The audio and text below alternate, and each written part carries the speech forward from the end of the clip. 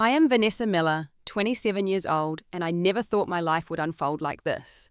While working as a waitress to put myself through community college, I met Andrew Bennett at the upscale restaurant where I served tables.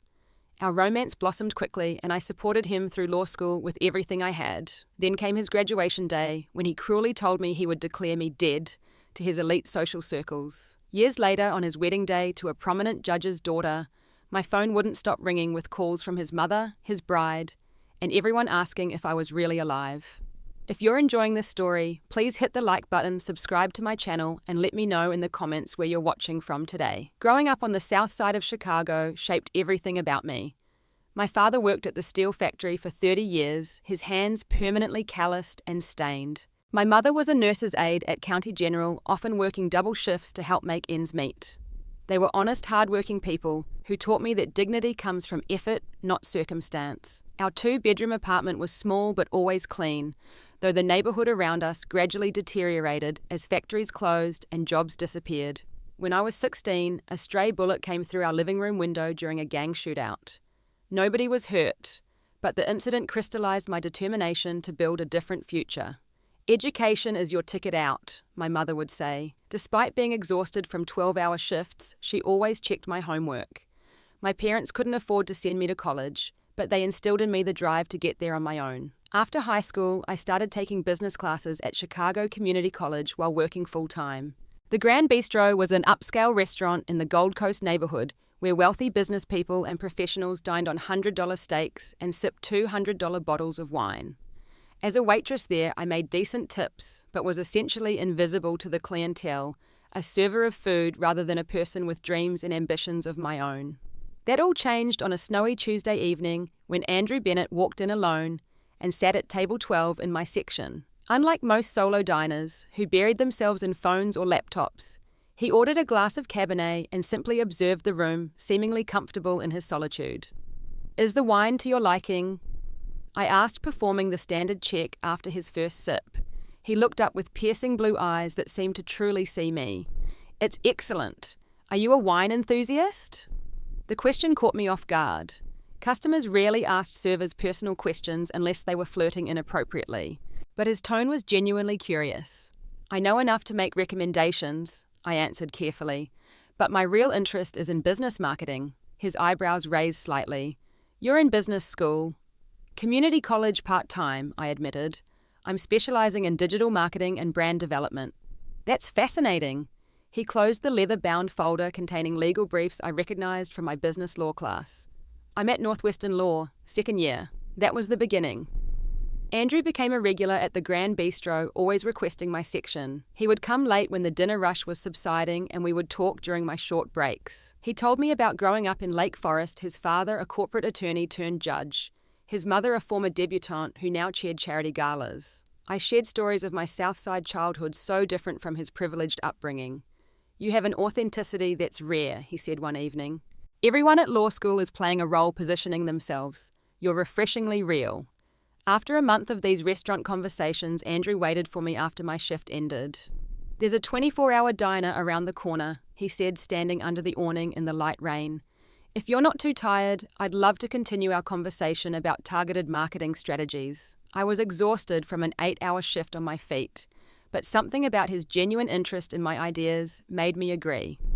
At the diner over coffee and pie, we talked until 3 in the morning. He seemed fascinated by my perspective on how local businesses could compete with chains through personalized digital engagement. "You understand what people want better than most marketing professors I've met," he said, walking me to the L station afterward. That first date evolved into many more. Andrew was intelligent, ambitious, and seemed genuinely interested in my goals and dreams. When he talked about his future as a corporate attorney, he included me in those plans. "When we're established," he would say, or "after I'm making partner and you have your marketing firm." 10 months into dating, we decided to move in together. I found us a small one-bedroom apartment in Wicker Park, a neighborhood I could afford that wasn't too far from both his law school and my jobs. It wasn't the luxury Andrew had grown up with, but he insisted he preferred its authentic character to the sterile high-rises where many of his classmates lived. "This place has soul," he said, on our first night there as we ate takeout on our second-hand couch. "Just like you." I noticed small changes in Andrew as he progressed through law school. His Chicago accent, which had been subtle when we met, disappeared entirely, replaced by the neutral tones of national news anchors. His casual clothes gave way to Brooks Brothers even on weekends. He began referring to his childhood summer home in Michigan as the lake house, instead of my parents' cottage. There were warning signs I chose to ignore. He rarely introduced me to his law school friends, and when he did, the introductions were brief. "This is Vanessa, my girlfriend," he would say before quickly steering the conversation toward legal topics I couldn't easily join. He never invited me to law school functions, claiming they were tedious, obligatory events I would find boring. "Trust me," he would say, "it's just a bunch of future lawyers trying to impress each other and the faculty. You'd be miserable." I accepted these explanations because I wanted to believe them, and because in our private world, things were good. Andrew was affectionate, supportive of my studies, and seemed proud when I aced a difficult marketing course. When I was sick with the flu, he made soup and took care of me. How could I have known that as he climbed higher in the law school hierarchy, I was becoming a liability he would eventually need to erase? By the time Andrew entered his final year of law school, our lives had settled into a grueling but manageable routine. I would wake at 4:30 each morning to work the opening shift at Lakeside Coffee, rushing directly to my community college classes in the afternoon, then heading to the Grand Bistro for the evening dinner service. Most nights I would return home after 11, exhausted but determined to keep our finances afloat. Meanwhile, Andrew focused exclusively on his studies and networking. He paid for nothing financially, explaining that as a full-time student, he needed to concentrate on maintaining his class standing. "This investment will pay off for both of us when I graduate," he would remind me when bills came due. Despite my exhaustion, I devoted significant energy to helping Andrew succeed academically. I stayed up late typing his papers when deadlines loomed. I created color-coded study guides, coupons, for his complex courses in corporate law and tax regulations. I quizzed him for hours before major exams, holding flashcards, while barely able to keep my eyes open after double shifts. "You're better at explaining this stuff than my study group," he would say. "You have a gift for simplifying complex concepts." As Andrew excelled, ranking in the top 5% of his class and earning a coveted spot on law review, his social circle transformed. The studious, somewhat awkward law student I had met was replaced by a polished networker who spent evenings at events with the children of judges, politicians, and corporate executives. Jackson Price became a frequent name in Andrew's conversations, a third-generation Wharton graduate whose family owned a regional banking chain. Sophia Montgomery was the daughter of an appellate court judge and a regular study partner. These were people whose family names appeared on hospital wings and university buildings throughout Chicago. As Andrew's social status rose at Northwestern, I noticed his growing discomfort with our modest apartment. He began leaving his dry, clean shirts at his parents' home in Lake Forest, rather than hanging them in our small closet. He stopped inviting classmates over, preferring to meet them at upscale bars near campus instead. The first major incident occurred in the spring of his second year. Northwestern Law was holding its annual Barristers' Ball, essentially a formal prom for law students at the Drake Hotel. When I mentioned finding an affordable dress for the event, Andrew's expression tightened. "About that," he said carefully, "I don't think you should come this year." "Why not?" I asked, surprised. "It's just boring legal talk all night. Constitutional theory and clerkship applications. You wouldn't enjoy it." "But I'd enjoy being with you," I replied. "And I've already started looking at dresses. It's not worth spending money on a dress for this," but he insisted. "These functions are obligations, not celebrations. I'll probably leave early anyway." I reluctantly accepted his explanation until I saw photos on social media the following day. The Barristers' Ball looked magical with ice sculptures and string quartets. Andrew appeared in several images, smiling broadly with his arm around Sophia Montgomery, who wore a designer gown that probably cost more than our monthly rent. When I confronted him, showing him the photos, his face hardened. "These pictures are just for show. The school uses them for alumni donations. Sophia and I were assigned to the same table because our last names both start with M. You told me you'd probably leave early, so I said." The timestamps show these photos were taken after midnight. "Are you monitoring me now?" he snapped, then immediately softened. "I'm sorry. I didn't mean that." The truth is, these events have a lot of networking expectations. Faculty are watching how we interact who we know. It's stressful, not fun. "You could have just told me that." I said, hurt more by the lie than the exclusion. You're right, he agreed, pulling me close. I should have been honest. I just didn't want to sound shallow or political. We had our first serious argument that night about his apparent shame regarding my background. He vehemently denied feeling ashamed, claiming he was protecting me from a judgmental environment.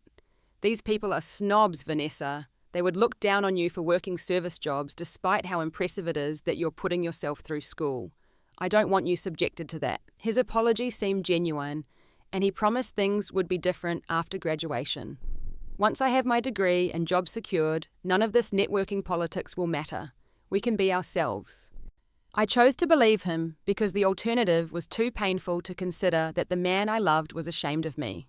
As his final year progressed, the physical toll of supporting us both became increasingly evident. I lost 15 pounds from my already slim frame. Dark circles became permanent fixtures under my eyes. I caught every cold that circulated through the coffee shop and restaurant. My immune system weakened by constant exhaustion. During a meeting with my academic advisor, Professor Martin, he expressed concern about my declining grades and physical appearance. You look exhausted, Vanessa. Are you taking on too much? I explained my situation, trying to frame it positively. My boyfriend's about to graduate from Northwestern Law. After that, things will get easier financially. Professor Martin frowned. And in the meantime, you're sacrificing your own education and health to support his. It's temporary, I insisted. Just be careful, he warned. I've seen this scenario before. Make sure this relationship is reciprocal, not just promises of future reciprocity. I dismissed his concerns as pessimism from someone who had seen too many failed relationships. Andrew and I were different. We had a plan. We had love. Once he secured a position at a prestigious firm, I would be able to focus on my own education full-time. What I couldn't see then was that Andrew's ambitions had already outgrown any future that included me. As he climbed higher in his law school circles, the waitress girlfriend who had supported him became an inconvenient detail in his carefully curated personal narrative. The signs were there, but love and exhaustion blinded me to the truth until it was too late to protect my heart from what was coming. Spring in Chicago brought a flurry of activity as Andrew's graduation approached. He had excelled beyond even his own expectations, securing a position as articles editor on Law Review and ranking third in his class of 200 students. The prestigious law firms were courting him actively, with several callback interviews resulting in competitive offers. Preston and Hayes wants me for their corporate litigation team, Andrew announced one evening, practically glowing with pride. Starting salary $180,000 plus signing bonus. I was elated for him, for us. Preston and Hayes was one of Chicago's most elite firms, known for representing Fortune 500 companies and wealthy individuals. This was what we had been working toward for 3 years. We should celebrate, I said, mentally calculating how much I could afford to spend on a nice dinner out. My savings were nearly depleted from covering our living expenses, but this milestone deserved recognition. Andrew smiled. The firm is taking the new associates out to Gibson's next week. But we could do something small tonight. The casual way he dismissed my suggestion stung slightly, but I pushed the feeling aside. This was his moment after all. As graduation day approached, I became increasingly excited about finally attending a school function with Andrew. For 3 years, I had supported him from the sidelines, never participating in the social aspects of his law school experience. Now at last, I would see him walk across the stage and receive the degree we had both sacrificed so much for. I had been saving small amounts from my tips for months, tucking away $5 or $10 when I could spare it. 2 weeks before graduation, I had enough to buy a navy blue dress from a mid-range department store, nothing extravagant, but appropriate for such an occasion. I found a perfect dress for your graduation, I told Andrew 3 days before the ceremony, holding up the shopping bag with excitement. Navy blue, like you always say, looks good with my complexion. The change in Andrew's expression was immediate and jarring. His smile faded, replaced by a look of discomfort I had seen too many times before. About graduation, he began setting down the legal brief he had been reviewing. I've been meaning to talk to you about that. What about it? I asked, though a sinking feeling in my stomach already suggested what was coming. It's very formal, very structured, he said carefully. Limited tickets, assigned seating, mostly immediate family. You've had the tickets for weeks, I pointed out. You said your parents only wanted 2 of the 4. Andrew stood walking to the window of our apartment with his back to me. When he turned around, there was a coldness in his eyes I had never seen before. "I don't think you should come, Vanessa." The directness of it knocked the wind from me. "Why not?" He sighed as if I was being deliberately difficult. "The ceremony will be full of people from Preston and Hayes. The partners, their families. The dean is presenting special honours. It's important that I make the right impression. And I would make the wrong impression." My voice quavered slightly. "You have to understand the world I'm entering," he said, his tone oddly detached. "Appearances matter. Connections matter." "I'm not just an appearance, Andrew," I said, my voice rising. "I'm your girlfriend. I'm the person who has supported you for 3 years. And I appreciate that," he said in a tone that suggested anything but appreciation. "But the truth is, it would be better for my career if certain assumptions were made about my background." "What assumptions?" I demanded, tears beginning to form. "That you're too good to be with someone who works as a waitress." "Don't be dramatic," he snapped. "This is about my future." "Our future," I corrected. "Or at least that's what you've been saying for 3 years. His face hardened. "You really want to know why? Fine. I don't want people to know you're just a waitress." The words hit me like a physical blow. Just a waitress. 3 years of supporting us, of working until my feet bled in cheap shoes, of postponing my own dreams, reduced to just a waitress. "The people at Preston and Hayes, they come from a different world," he continued, his voice growing colder. "They respect family names, elite schools, connections, things you don't have." Tears were now streaming down my face. "So what are you going to tell them, that you magically supported yourself through law school?" His response came without hesitation, as if he had rehearsed it. "I'll say you are dead." I thought I had misheard him. "What?" "It's cleaner that way. A tragic accident in my past. People respect that kind of personal suffering. They don't ask uncomfortable questions." The room seemed to tilt around me. "You're going to tell people I'm dead, as what, some kind of career strategy?" "It's already done," he said flatly. "I've mentioned a personal tragedy to several key partners. It's why I'm so dedicated to my work. It's part of my story now. I felt physically ill. Your story, I'm a real person, Andrew." "This isn't personal," he insisted. "It's business." "Not personal." I was shaking now from rage as much as hurt. "You're erasing me from your life." "You should be grateful," he said, his voice eerily calm. "I could have just broken up with you months ago when I realized you wouldn't fit into my new life. Instead, I've kept supporting you." "Supporting me?" I gasped. "I pay our rent, I buy our groceries, I work 60-hour weeks so you can focus on school." He waved his hand dismissively. "Details that no one needs to know. What matters is the future. And in my future at Preston and Hayes, you cannot exist. Never contact me again after graduation. It's better this way for both of us." I stood frozen, unable to process the cruelty of what I was hearing. This was the man I had loved for 3 years. The man whose dreams I had helped build at the expense of my own. And now he was telling me I was an inconvenience to be erased. "Get out," I whispered. "This is my apartment too," he said. "Not anymore. I'm the one who signed the lease. I'm the one who pays the rent. You have until tomorrow to pack your things." A flash of anger crossed his face, then calculated consideration. "Fine. I'll stay with Jackson until graduation. It's only 3 days away anyway." As he packed a suitcase, moving around me as if I were already a ghost, I stood frozen in the middle of our small living room. When he reached the door, he paused. "I've transferred $2,000 into your account. Consider it fair compensation for your contribution." With that final insult, he left. I collapsed onto the floor, my entire body heaving with sobs. 3 years of my life of love and sacrifice reduced to compensation. Kakusam, $2,000 for my erased existence. The next day, I skipped all my classes and shifts. I simply couldn't function.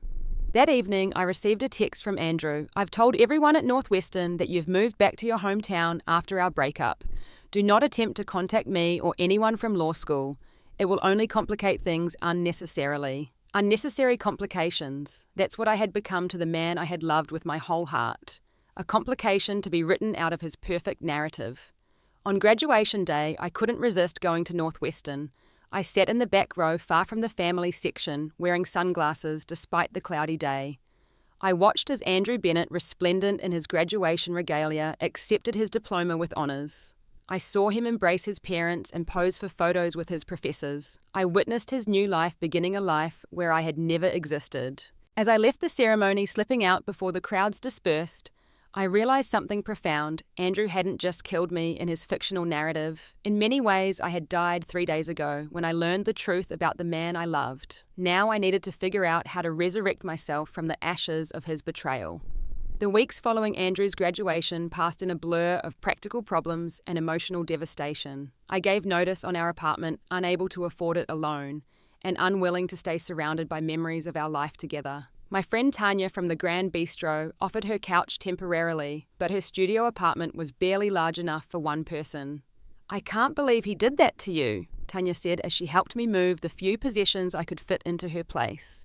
"After everything you did for him, I was functioning on autopilot, going through motions without feeling. Wake up, go to work, come back, sleep. Repeat." I picked up even more shifts at both jobs, not because I needed the money, though I desperately did, but because staying busy kept me from drowning in grief.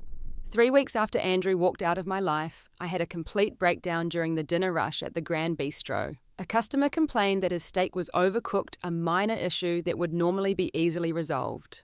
But something in his entitled tone, so reminiscent of Andrew's law school friends, triggered something in me. I burst into tears in the middle of the dining room and had to be escorted to the back by concerned co-workers. "You need help, Vanessa," the manager said kindly but firmly. "Take a few days off, come back when you're more stable." Those days off became a turning point. With nowhere to go and nothing to distract me, I finally faced the magnitude of what had happened. I had lost not just a relationship, but my home, my financial stability, and my sense of identity. Who was I, if not the supportive girlfriend working toward a shared future? At Tanya's insistence, I made an appointment with Dr. Lydia Chen, a therapist at a community clinic, who offered sliding scale fees. In our first session, she helped me see what had happened with painful clarity. "What Andrew did was emotional abuse," she said simply. "He used you for support, then discarded you when you no longer served his purpose. That's not love." "But I still love him," I admitted, ashamed. "That's normal," she assured me. "Love doesn't vanish overnight, especially when it was genuine on your side. Your love was real. His wasn't. That's not your failure, it's his." With Dr. Chen's guidance, I began the slow process of rebuilding. First, I reconnected with my parents, who welcomed me home without judgment, despite our strained relationship during my years with Andrew. I had visited them less frequently as time went on, partly due to my exhausting schedule, but also because of Andrew's subtle discouragement. "We always thought he was too smooth," my father admitted as we sat at their small kitchen table, "but we wanted to respect your choices." Their unconditional support gave me a foundation to start again. With their help, I found an affordable room to rent near campus and made a plan to return to community college full-time in the fall. When I met with my academic advisor, Professor Martin nodded knowingly when I explained my situation. There was no judgment in his eyes, only concern. "You're not the first student I've seen go through something like this," he said. "The important thing is that you're refocusing on your own goals now." With his help, I mapped out the courses I needed to complete my associate's degree within a year. I also met with financial aid to secure additional grants and loans that would allow me to reduce my work hours and concentrate on my studies. In my business communication class that fall, I met Maria Santos, a marketing professor, who recognized my potential despite my still fragile emotional state. After I submitted a particularly insightful analysis of a digital marketing campaign, she asked me to stay after class. "You have a natural talent for understanding consumer psychology," she told me. "Have you considered where you want to work after graduation?" When I admitted I hadn't thought that far ahead, she connected me with Diana Williams, the owner of a boutique marketing firm who was looking for an administrative assistant. "It's entry-level," Maria explained, "but Diana promotes from within. She's built her business from nothing and appreciates people with drive and real-world experience." The interview with Diana Williams changed the trajectory of my life. Unlike the corporate executives who dined at the Grand Bistro and looked through me, Diana actually saw me. When I explained my background and educational goals, she nodded approvingly. "I worked as a bartender to put myself through school," she said. "I know what that kind of hustle requires, and I know the skills it builds time management people reading crisis handling. Those translate surprisingly well to marketing." I was hired on the spot. The administrative role at Williams Marketing paid less than my combined waitressing jobs, but offered regular hours benefits, and most importantly, a foot in the door of the industry I actually wanted to work in. Working for Diana while finishing my degree was challenging but rewarding. I absorbed everything I could about the business, staying late to observe client meetings and volunteering to help account executives with research. Diana noticed my initiative and began giving me small projects beyond my administrative duties. My first real opportunity came 6 months after I started, when a local restaurant client needed a last-minute social media campaign for a special event. The account executive assigned to the client was out sick, and Diana was swamped with other deadlines. "You've been watching how we do this," Diana said, dropping the file on my desk. "Show me what you've learned." I worked through the night creating a targeted campaign that played on the restaurant's unique history in the neighborhood. Diana reviewed my work the next morning, made a few minor tweaks, and submitted it to the client, who loved it. "Not bad for an administrative assistant," she said with a smile. "I'm going to let you handle the implementation too." That first campaign led to others. Within a year, I had been promoted to junior account coordinator, handling smaller clients independently while assisting with major accounts. I completed my associate's degree and enrolled in night classes at Roosevelt University to pursue a bachelor's in marketing with Diana's blessing and flexible scheduling. As I rebuilt my professional life, news about Andrew occasionally reached me through mutual acquaintances.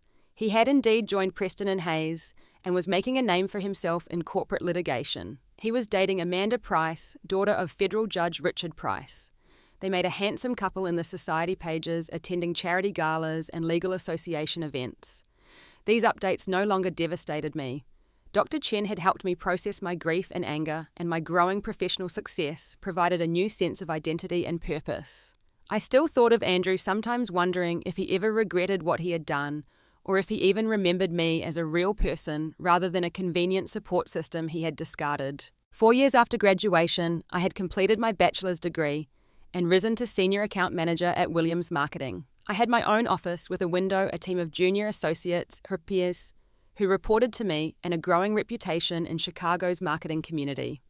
My client portfolio included several successful restaurant groups, boutique hotels, and local retail chains that had expanded under my marketing guidance. I had also moved into a pleasant one-bedroom apartment in Lincoln Park, furnished with pieces I had carefully selected rather than second-hand necessities. I had friends, a fulfilling career, and a growing sense of confidence in who I was and what I could achieve. What I didn't know was that the past is never truly buried. Sometimes it rises unexpectedly, demanding to be acknowledged, and sometimes that resurrection is exactly what you need for final healing.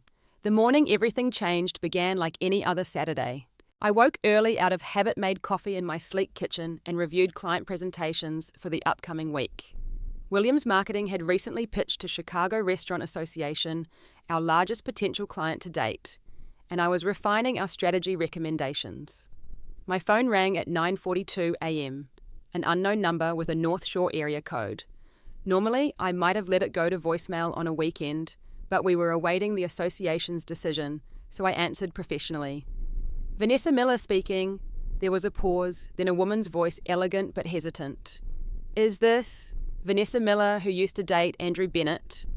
My hand tightened around the phone. No one had connected me to Andrew in years. "Yes, this is she. Who am I speaking with?" Another pause. "This is Elizabeth Bennett, Andrew's mother. I'm sorry to call you like this, but you're alive." The statement was so odd that I almost laughed. "Yes, I am." Why wouldn't I be? Because for the past 7 years, my son has told everyone that his college girlfriend died in a car accident. The coffee mug slipped from my hand, shattering on the hardwood floor. Elizabeth Bennett. A name I had heard mentioned, but a person I had never met. Andrew had always made excuses for why I couldn't meet his family during our 3 years together. "Mrs. Bennett," I managed to say, my voice remarkably steady despite my racing heart. "This is unexpected." "I imagine it is," she replied, "particularly since Andrew has used this tragic story to advance his career and social standing. He's even established a small scholarship in your memory at Northwestern." A scholarship in my memory. The absurdity of it made me dizzy. "Mrs. Bennett, may I ask why you're calling me now after all this time?" "Because Andrew is getting married today," she said, "to Charlotte Preston, the daughter of Thomas Preston, founding partner of his law firm. The wedding is at our estate in Lake Forest this afternoon." My mind struggled to process this information. Andrew marrying into the Preston family would cement his position at the firm, a perfect alliance of ambition and opportunity. I still don't understand why you're calling me, I said carefully. Because everything is unraveling, she replied, her composed voice showing strain. A friend of mine was at a marketing conference last month and recognized you from a panel discussion. She mentioned it casually at my charity luncheon last week, asking if you were related to the poor dead girlfriend Andrew had mentioned over the years. I closed my eyes. The digital marketing panel had been a proud professional moment covered in the local business press. Now it had unexpectedly connected my present to my past. I confronted Andrew yesterday at the rehearsal dinner, Elizabeth continued. He denied everything at first, then claimed you had agreed to the story to help his career. When I pressed him, he finally admitted what he'd done. I've never been so ashamed of my son in my life. My phone beeped with another incoming call. Mrs. Bennett, I have another call. It's probably Charlotte, she said. The bride, or Victoria Andrews' sister, or any number of people who are just learning that my son built his reputation partly on a horrific lie. I glanced at the screen. Unknown number. Why are they calling me? Because everything is falling apart, Ms. Miller. Charlotte is devastated, not just that Andrew lied, but about what the lie reveals about his character. Her father is furious. The wedding is in 4 hours, and half the legal community of Chicago will be there, including all the partners from Preston and Hayes. As if on cue, my phone beeped again with yet another call waiting. What do you want from me, Mrs. Bennett? I asked directly. The truth, she said simply. Whatever that is. Andrew has given his version, but I need to hear yours. For 7 years, my son has told us his girlfriend died tragically.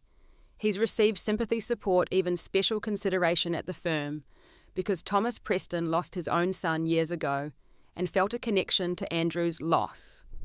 If that was all a lie, it was a lie. I confirmed, my voice stronger now. I never died.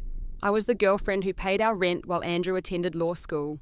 When he was about to graduate, he told me he didn't want his colleagues to know about me. He said he would tell people I was dead instead.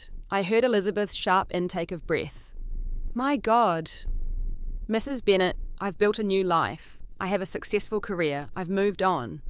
But the rest of us are just discovering this lie, she said. Charlotte deserves to know who she's marrying. The Prestons deserve to know the truth about the man they've trusted. And I deserve to know what kind of son I've raised. My phone continued alerting me to new messages and missed calls. Andrew's carefully constructed facade was collapsing, and somehow I had become the reluctant catalyst. What are you asking me to do? I said finally. Come to Lake Forest, Elizabeth said. Meet with me with Charlotte if she wishes. Help us understand. You want me to come to Andrew's wedding? The idea seemed absurd. Not to the ceremony, that may not even happen now, but to our home before, to set the record straight. I should have said no. I had moved on, built a new life, healed from the wounds Andrew had inflicted. Why reopen them? But something Dr. Chen had said in therapy years ago came back to me. Closure isn't something someone gives you. It's something you claim for yourself. Perhaps this was my chance for true closure, to finally exorcise Andrew Bennett from my life completely. I'll come, I said. Text me the address. I can be there in an hour. After ending the call, I stared at my phone. 23 missed calls and counting. Messages from numbers I didn't recognize. And finally, one from a number I had deleted years ago but still remembered. Andrew, whatever they're telling you is exaggerated. Don't do anything rash. We should talk first. 7 years of silence, and now he wanted to talk, now that his carefully constructed lie was crumbling. I blocked his number without responding, then went to my closet to choose what one wears to confront a past that was supposed to be dead. I arrived at the Bennett estate shortly after 11, driving my leased Audi through imposing iron gates, coins that opened to reveal a sprawling mansion set amid manicured gardens. White tents dotted the vast lawn, being prepared for what was supposed to be the society wedding of the season. As I parked behind a line of luxury vehicles, I caught my reflection in the rearview mirror. I had chosen a simple but elegant navy blue sheath dress, professional but confident. My hair, once long because Andrew preferred it that way, was now cut in a sleek bob that framed my face. Gold earrings and a subtle necklace completed the look. I appeared polished, successful, not at all like the exhausted waitress Andrew had discarded 7 years ago. A uniformed staff member approached as I exited my car. Ms. Miller, Mrs. Bennett is expecting you. Please follow me. He led me through a side entrance into a home that belonged in Architectural Digest. Museum-quality art adorned walls, antique furniture gleamed with polish, and fresh flowers perfumed the air.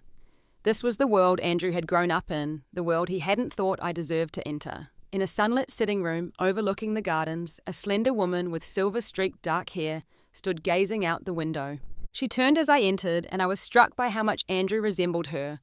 The same high cheekbones and piercing blue eyes.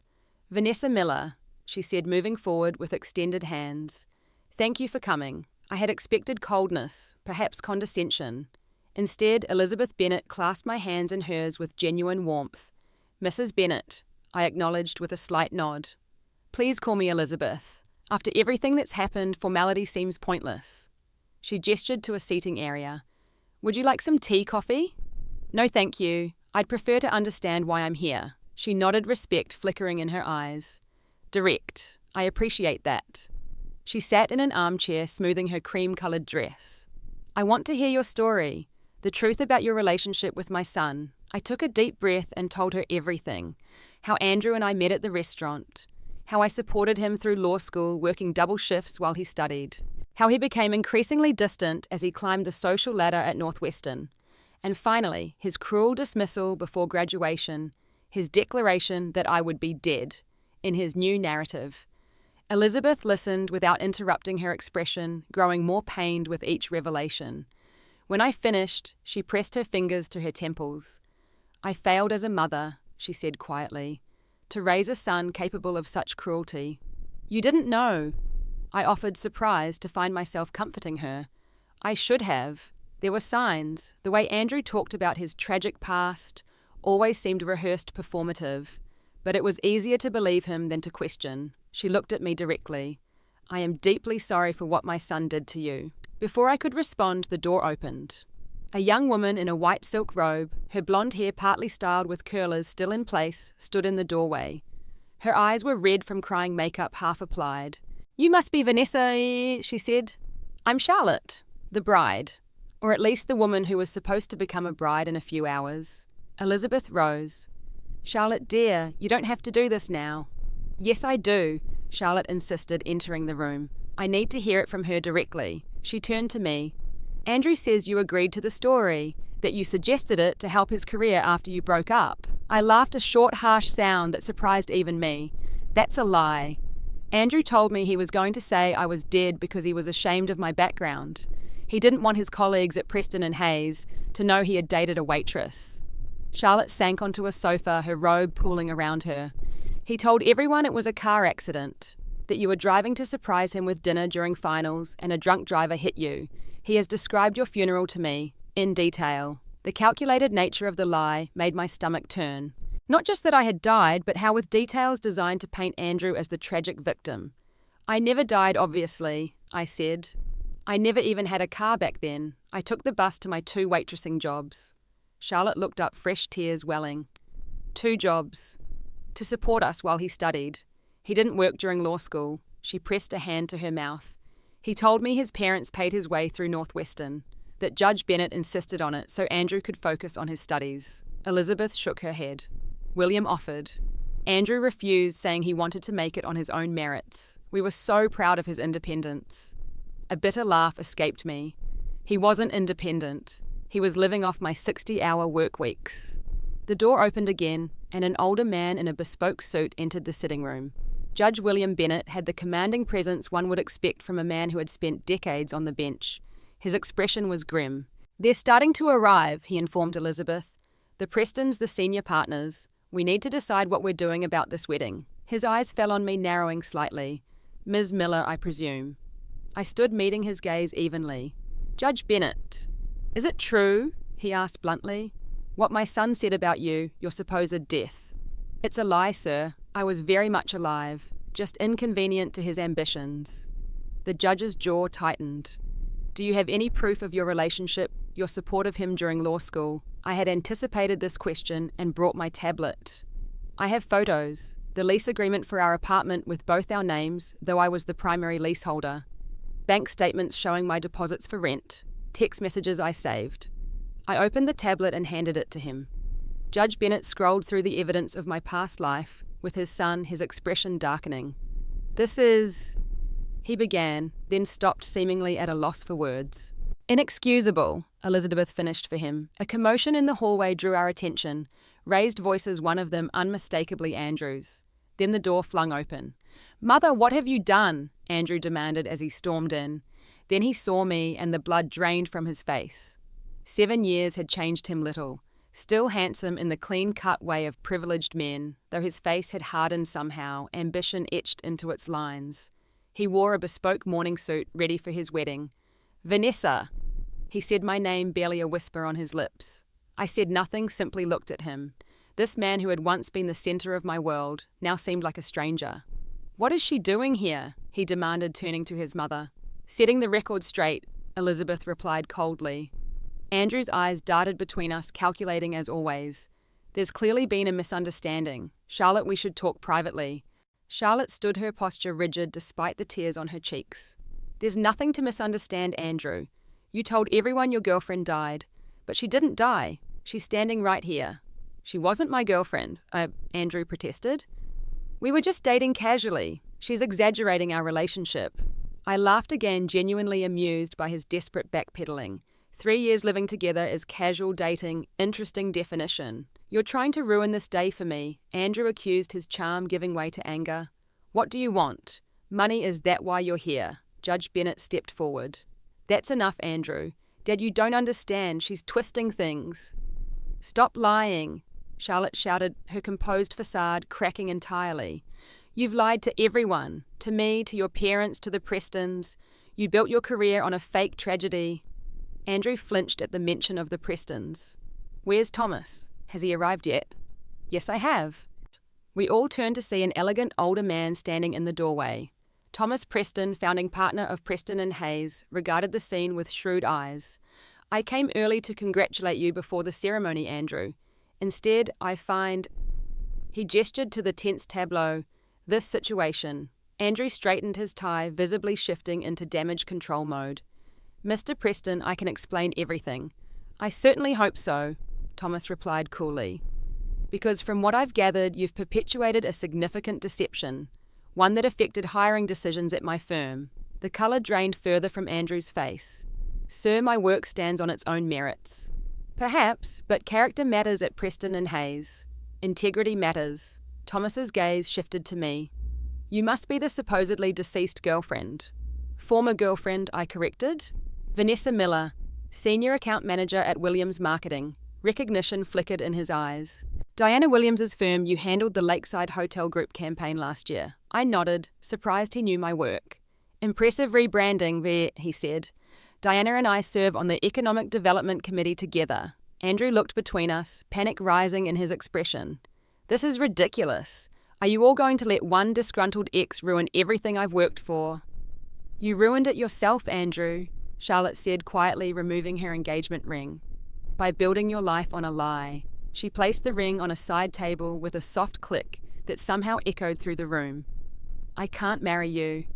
"Charlotte, please," Andrew pleaded, his voice cracking. "I love you. Do you, or do you love what marrying a Preston would do for your career?" She shook her head sadly. "I'll never know the truth. That's the problem with liars." She walked past him without another glance, pausing only when she reached me. "Thank you for coming today. It couldn't have been easy." "Kind you soon." I nodded, unexpectedly moved by her dignity in this moment of personal devastation. As Charlotte left, Elizabeth turned to her husband. "William, we need to inform the guests." Judge Bennett nodded grimly. "I'll speak with the Prestons." "And I'll have a word with Andrew," Thomas Preston added. "In private." They exited the room, leaving me alone with Andrew and Elizabeth. Andrew stared at me, his perfect day, his perfect future, crumbling around him. "Why?" he asked, absent, and for once his voice held no calculation, only genuine bewilderment. "Why did you have to come here today?" "I didn't seek this out, Andrew. Your lies found their way back to you on their own." Elizabeth moved to stand beside me. "Andrew, you'll need to make a statement to our guests. Then we'll discuss your future." "My future?" he repeated numbly. "Yes, including whether you'll continue at Preston and Hayes and your position within the family." Andrew paled further. "Mother, you can't be serious." "Entirely serious." Her voice was ice. "Actions have consequences." She turned to me. Ms. Miller, Vanessa, thank you for your honesty today. I know this must have been difficult. I looked at Andrew, the man who had once been my entire world, now revealed as hollow at his core. I felt no satisfaction in his downfall, only a strange sense of closure. Actually, I said, it wasn't difficult at all. I walked out of the Bennett mansion without looking back, leaving Andrew to face the consequences of his own making. As I drove away past confused wedding guests in formal attire arriving for a ceremony that would never take place, I felt lighter than I had in years. The truth, as they say, will set you free. Sometimes it just takes 7 years and a cancelled society wedding to get there. The weeks following the wedding that never was brought unexpected changes to my life. Word spread quickly through Chicago's business community about what had happened at the Bennett estate. While no one knew all the details enough, people understood that Andrew's carefully constructed persona had been built on lies. I focused on my work, declining all interview requests from curious society columnists and business reporters. Williams Marketing had always succeeded on the strength of our campaigns, not gossip or scandal, and I intended to keep it that way. One Monday morning, a month after the incident, my assistant knocked on my office door. "There's a call for you on line 1, Elizabeth Bennett." I hadn't expected to hear from Andrew's mother again. Our worlds had intersected briefly for one dramatic morning, then separated again, like ships passing in the night. "Elizabeth," I greeted, picking up the phone. "This is a surprise." "Vanessa," her voice was warm. "I hope I'm not interrupting your workday." "Not at all. What can I do for you?" "I was hoping we might meet for lunch sometime this week. There are some things I'd like to discuss with you." Curiosity got the better of me. "Of course. Does tomorrow work?" We arranged to meet at a small French bistro, downtown Neutral Territory, for both of us. When I arrived, Elizabeth was already seated, elegant as ever, in a simple blue dress that probably cost more than my monthly rent. After we ordered, she folded her hands on the table. "I want to thank you again for your courage that day. It can't have been easy to walk into that situation." "It was surprisingly liberating," I admitted, like finally closing a chapter that had been left unfinished. She nodded. "For what it's worth, Andrew is facing consequences. Thomas Preston has placed him on indefinite leave from the firm. William and I have made it clear that he needs professional help to understand the severity of his actions." I sipped my water, unsure how to respond. Andrew's fate was no longer my concern. "But I didn't ask you here to discuss Andrew," Elizabeth continued. "I wanted to talk about you and your work." "And my work?" "Yes, Williams Marketing. I've done some research since we met. Diana has built an impressive firm and your campaigns show particular insight." "Thank you," I said cautiously. "The Bennett Foundation supports local businesses through grants and mentorship programs. After reviewing your work, I believe your firm would be an ideal marketing partner for our initiative." I set down my glass. "I appreciate the offer, Elizabeth, but if this is coming from a place of guilt—" "It's not guilt," she interrupted firmly. "It's recognition of talent. Your campaigns for local businesses show genuine understanding of community needs. That's exactly what our foundation requires." She slid a folder across the table. "This is our proposal. The contract would be for initial consulting with potential for ongoing work. Standard rates, no special treatment. I'd simply ask that you review it as you would any other potential client." I opened the folder, scanning the professional proposal inside. It was legitimate, a substantial project that would allow our firm to expand our small business division. "I'll consider it," I said, closing the folder. "That's all I ask," Elizabeth smiled. "And there's one more thing. Charlotte wanted me to give you her contact information. She's impressed by what you've built and thinks there might be opportunities for collaboration. Her family's foundation supports women entrepreneurs." I accepted the business card. Elizabeth offered, surprised by this additional connection. "How is she doing?" "Better than expected. She's returned to her work at the Art Institute's development office.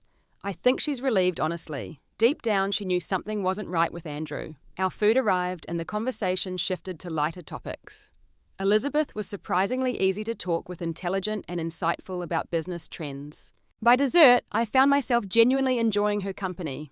"You know," she said as we finished our coffee, "in another life we might have been family. I think I would have liked having you as a daughter-in-law." The comment caught me off guard.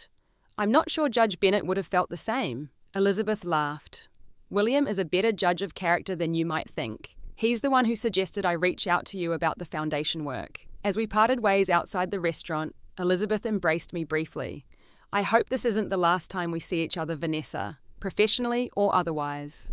"I'd like that," I replied, surprised to realize I meant it. In the following months, Williams Marketing began working with the Bennett Foundation, a partnership that proved beneficial for both organizations. Diana was thrilled with the high-profile client, and we hired 2 new account coordinators to handle the increased workload. Charlotte Preston and I did indeed collaborate on projects supporting women in business. Her connections in Chicago's arts and philanthropy circles brought new clients to our door, and her friendship became unexpectedly valuable. She had a keen eye for design and eventually joined our firm as a creative consultant. As for Andrew, I heard through Elizabeth that he had left Preston and Hayes permanently and moved to Boston to work at his uncle's investment firm. Our paths never crossed again, which was for the best. Whatever lessons he needed to learn from his downfall were his alone to discover. One evening, as I was working late, Diana stopped by my office. "Got a minute?" I looked up from the campaign I was reviewing. "Of course." She closed the door and sat across from me.